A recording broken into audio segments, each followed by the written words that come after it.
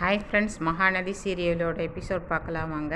இங்கே விஜய் வந்து சித்திக்கிட்ட சொல்கிறாரு, ஏன் சித்தப்பா வந்து எப்போ பார்த்தாலும் வந்து காவேரி குடும்பத்தை பற்றி தப்பு தப்பாக பேசிக்கிட்டே இருக்கிறாரு. அந்த மாதிரி பேச சொல்லாதீங்க சித்தி, எனக்கு ஒரு மாதிரியாக இருக்குது. அதோட அவளுக்கு எப்படி இருக்கும் சொல்லுங்கள், காவேரிக்கு எப்படி இருக்குன்னு சொல்லுங்கள் பார்க்கலாம்.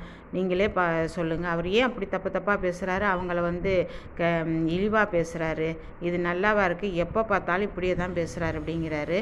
அப்போ வந்து சித்தி அப்படியே ஒரு மாதிரி உட்காந்துருக்கு. அப்போ தாத்தாவும் சொல்கிறாரு, ஆமாம், இந்த மாதிரி பேச சொல்லாத இனிமே அப்படிங்கிறாரு. இப்போ வந்து விஜய்க்கு அப்பா அம்மா இருந்தால் திருப்பி கேட்பாங்கல்ல, நீனே நினச்சிப்பாரு. நாங்கள் தான் அப்பா அம்மா, அவனுக்கு தாத்தாவும் பாட்டியும் தான் அப்பா அம்மா இருந்து அவனை நாங்கள் வளர்த்து நல்லபடியாக இது பண்ணி கொடுத்துருக்குறோம். அந்த பொண்ணு காவேரி பொண்ணு நல்ல பொண்ணு, அவங்க குடும்பமும் நல்ல குடும்பம்.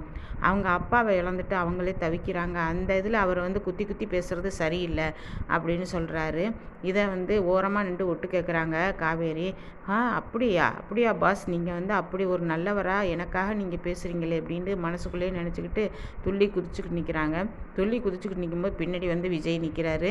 என்ன காவேரி, எதுக்கு இப்படி துள்ளி குதிச்சுக்கிட்டு நிற்கிற, வீட்டை விட்டு போக போறியா அப்படிங்கும்போது அப்படியே சட்டுன்னு முகம் மாறிடுது காவேரிக்கு. என்ன பாஸ் இப்படி கேட்டீங்க, எனக்காக அங்கேன்ட்டு பேசுனீங்கல்ல நீங்கள், இப்போ வந்து என்ன அப்படி பேசுகிறீங்க? உனக்காக மட்டும் இல்லை, நான் யாராக இருந்தாலும் அப்படி தான் பேசுவேன். ஒரு குடும்பத்தை பற்றி தப்பு தப்பாக யாரும் பேசக்கூடாது. எங்கள் சித்தப்பா எப்படி பேசினார் பார்த்தீங்களா, அது தப்பு தானே உங்கள் குடும்பத்தை பற்றி பேசுகிறது.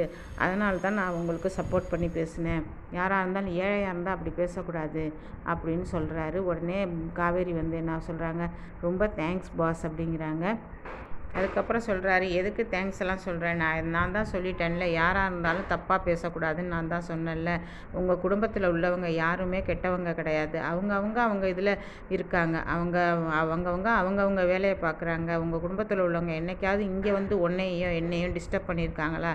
இல்லை, நீ உன் வேலையை பாரு, இதை பற்றி நீ எதுவும் மனசில் போட்டுக்காத, கவலைப்படாத அப்படின்னு சொல்லிட்டு போயிடுறாரு. அப்போ ரொம்ப நெகிழ்ச்சியாகிறாங்க காவேரி.